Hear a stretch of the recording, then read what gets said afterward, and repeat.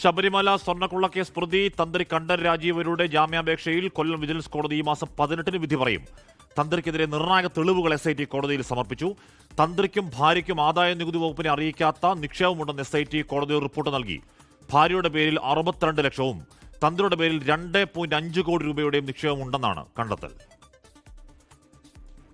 തന്ത്രി കണ്ഠരര് രാജീവർക്കെതിരെ നിർണായക തെളിവുകളാണ് SIT കൊല്ലം വിജിലൻസ് കോടതിയിൽ സമർപ്പിച്ച റിപ്പോർട്ടിലുള്ളത്.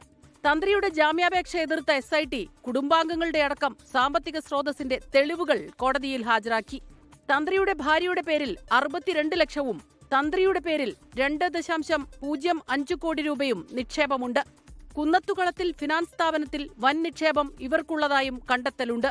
2024-25 സാമ്പത്തിക വർഷം 7 ലക്ഷത്തിലധികം രൂപ തന്ത്രി കൈപ്പറ്റിയതായാണ് SIT കോടതിയെ അറിയിച്ചിട്ടുള്ളത്. അതുകൊണ്ടുതന്നെ തന്ത്രി പൊതുസേവകൻ എന്ന ഗണത്തിൽ ഉൾപ്പെടുമെന്നും പ്രത്യേക അന്വേഷണ സംഘം. 2004 മുതൽ പോറ്റിയുമായി തന്ത്രിക്ക് ബന്ധമുണ്ട്.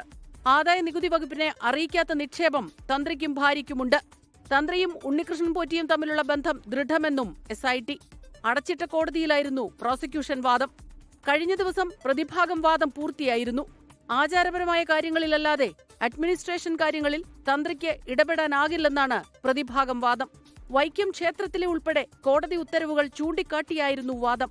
ഇരു കേസുകളിലും തന്ത്രി സമർപ്പിച്ച ജാമ്യഹർജിയിൽ വാദം കേട്ട കോടതി ഈ മാസം 18-ന് വിധി പറയും.